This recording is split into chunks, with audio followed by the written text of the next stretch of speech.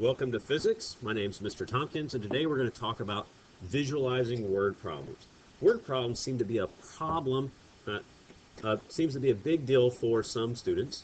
And so if you're one of these students that has this kind of scenario every time you look at a word problem, hopefully this will help you get to the point where you're comfortable solving these problems and actually working physics with them.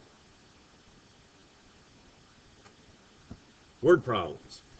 A word problem is just a way of asking for information about a scenario without having to directly observe or measure it. It makes it very simple. It's like telling a story. What is happening and what do we want to know? Why should we visualize word problems?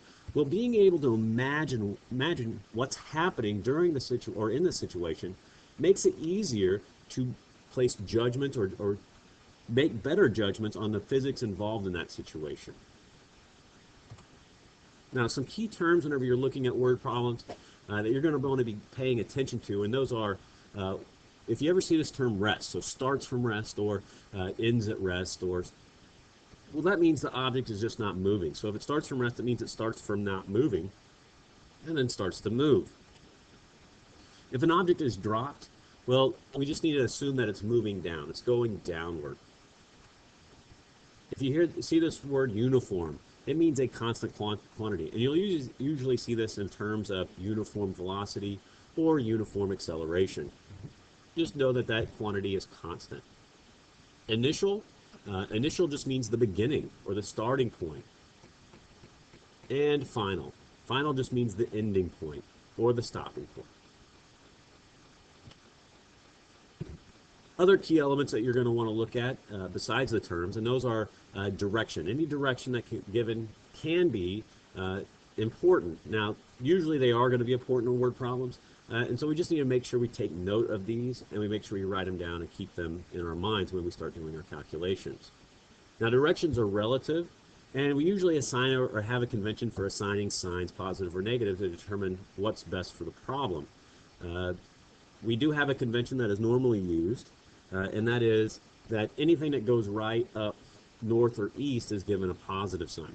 And anything that goes left, down, south, or west is given a negative sign. The reason why we give signs to these numbers is because when we start doing calculations with vectors, we're going to want to do math. And math has a big deal with determining the answer. Because vectors don't add like normal numbers do, we have to make sure we take into account their directions. This will also help us when we get to our answer and we come up with the sign of our answer will tell us the direction of the object. So if I come up with a negative sign in my answer, well, I know that the object must be moving left, moving down, moving south, or moving west. Same thing with positive. Another key element that you're going to want to keep an eye out for is units.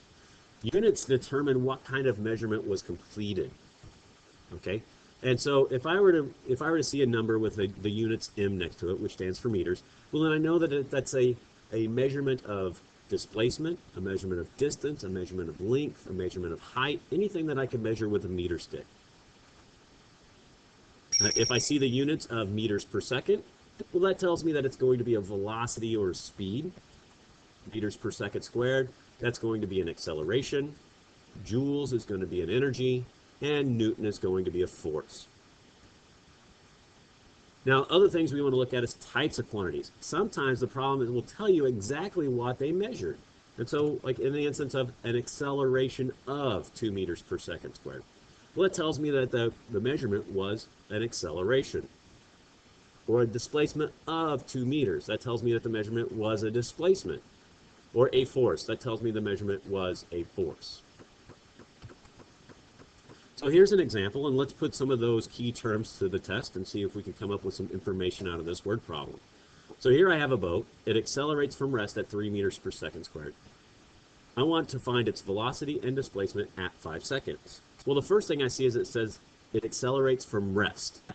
Now, that means that it starts not moving, which means its initial velocity is 0 meters per second. The next number I see is 3 meters per second squared. Now, the meters per second squared tells me that that is an acceleration. Right? Also, it tells me that it accelerates, and so that is a big key word to tell me that that's also going to be an acceleration. And if I go through my problem, the next number I see is 5 seconds. Now 5 seconds, the unit seconds tells me that, well, that's got to be a time. And that's how long it accelerates for.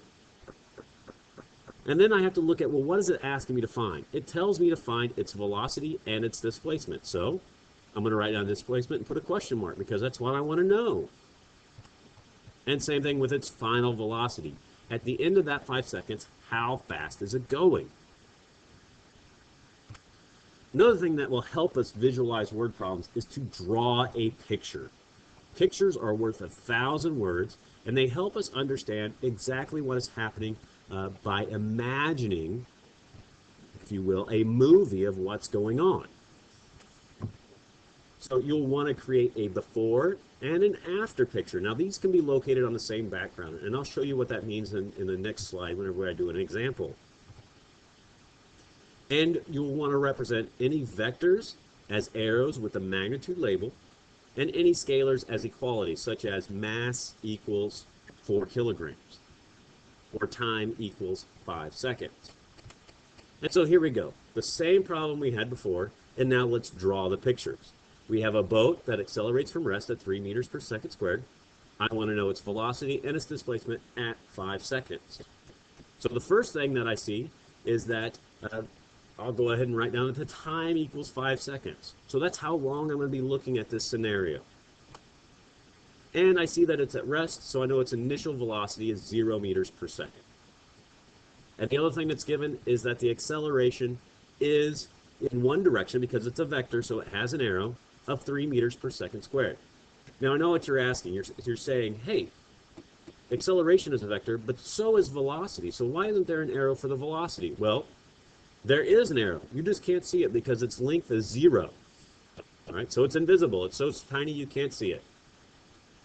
Now that's our before picture. We have our boat, we have all our knowns, and then our after picture will look something like this. The boat, I want to know its displacement. So I drew the boat over a little bit, and I drew an arrow from where it started to where it ends, and that's its displacement, and I labeled that with a question mark. I want to know that.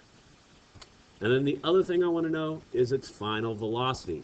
There is going to be a final velocity, so I make sure I include an arrow. And I also include a question mark because that's what I want to know. So now I can see and imagining what's happening here. I have a boat that moves from the left to the right, and I see the quantities that I want to know. Hopefully, this helps you out with word problems.